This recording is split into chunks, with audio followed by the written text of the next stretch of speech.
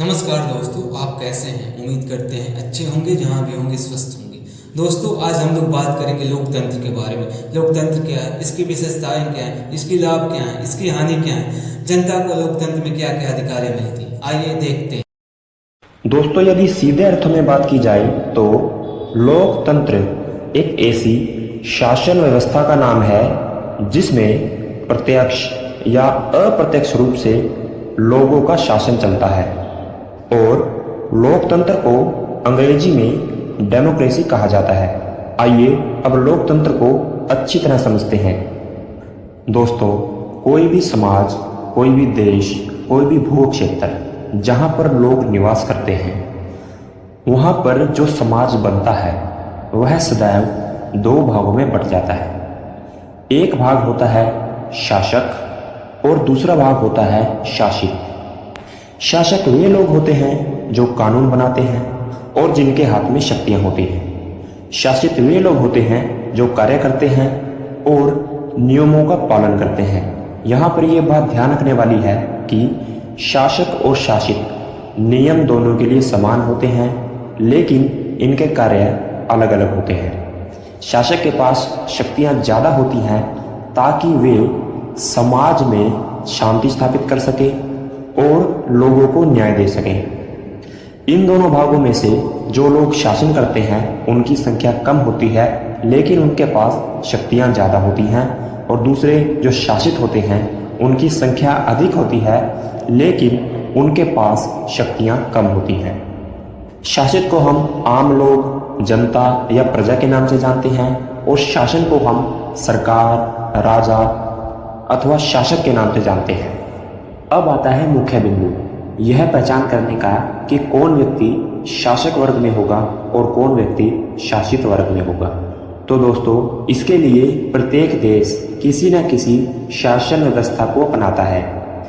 ये व्यवस्थाएं होती हैं राजतंत्र, सैन्यतंत्र, तानाशाही या लोकतंत्र। राजतंत्र में एक राजा होता है, बाकी सारी प्रजा होती है और राजा का पुत्र ही राजा बनता है। दूसरा होता है सैन्यतंत्र। यहाँ पर सेना के हाथों में शक्ति होती है और वह शक्ति के बल पर लोगों पर शासन करती है। तीसरा होता है तानाशाही। इसमें एक व्यक्ति होता है और वह पूरी जनता पर शासन करता है और अपना शासन चलाने व वर्चस्व स्थापित करने के लिए वह शक्ति का प्रयोग करता है। और इन सब से हटकर है लोकतंत्र, जिसमें जनता में से ही किसी व्यक्ति को शासन करने के लिए चुनती है। इसीलिए लोकतंत्र को लोगों द्वारा, लोगों के लिए, लोगों का शासन कहा जाता है। लोकतंत्र मुख्य रूप से दो प्रकार का होता है, प्रत्यक्ष और अप्रत्यक्ष। प्रत्यक्ष लोकतंत्र उस स्थान पर प्रयोग किया जा सकता है जहां पर बहुत ही कम संख्या में जनसंख्या निवास कर रही हो। जैसे कि यदि किसी स्थान पर 400 से 500 लोग हैं और वह स्थान उन 500 लोगों के प्रभुत्व में आता है, तो वे 500 लोग अपने उस स्थान पर अपना शासन चला सकते हैं। प्रत्यक्ष लोकतंत्र में कोई भी कानून बनाने से पहले सभी 500 लोगों से पूछा जाता है और 500 में से 250 से अधिक अर्थात 251 लोग उस कानून के पक्ष में हामी भरते हैं तो उसे कानून बना दिया जाता है, क्योंकि उस कानून को बहुमत प्राप्त हो जाता है। लेकिन आज के समय में प्रत्यक्ष लोकतंत्र समाप्त हो चुका है। यह लोकतंत्र प्राचीन समय में हुआ करता था, जब लोगों के छोटे छोटे दल खुद पर ही शासन किया करते थे। आज के समय में जनसंख्या के बड़े बड़े समूह बन चुके हैं और लगभग प्रत्येक देश में लोगों की जनसंख्या लाखों से लेकर करोड़ों तक पहुंच चुकी है। इसीलिए यहाँ पर अप्रत्यक्ष लोकतंत्र की आवश्यकता पड़ती है।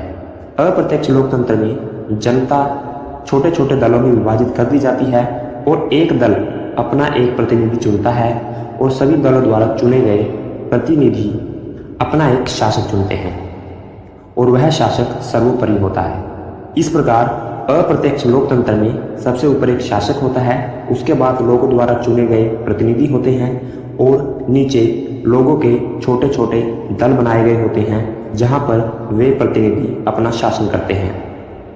इस प्रकार लोकतंत्र में एक शासक अवश्य होता है, लेकिन शासन की मूल शक्ति जनता में निहित होती है।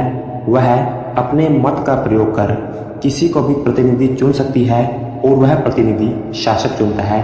अर्थात मूल रूप से यहाँ पर जो शासक चुना गया है वह प्रत्यक्ष रूप से न सही लेकिन अप्रत्यक्ष रूप से जनता द्वारा ही चुना गया है। तो दोस्तों, इस प्रकार लोकतंत्र उसे कहा जाता है जहाँ पर लोगों द्वारा लोगों में से ही एक व्यक्ति शासन करने के लिए चुना जाता है। यह व्यक्ति प्रत्यक्ष रूप से भी चुना जा सकता है और अप्रत्यक्ष रूप से भी चुना जा सकता है। तो दोस्तों, ये था लोकतंत्र शब्द का अर्थ। उम्मीद है आपको समझ आ गया होगा। चैनल को कीजिए सब्सक्राइब। मिलते हैं अगले वीडियो में किसी और नई जानकारी के साथ। तब तक के लिए नमस्कार।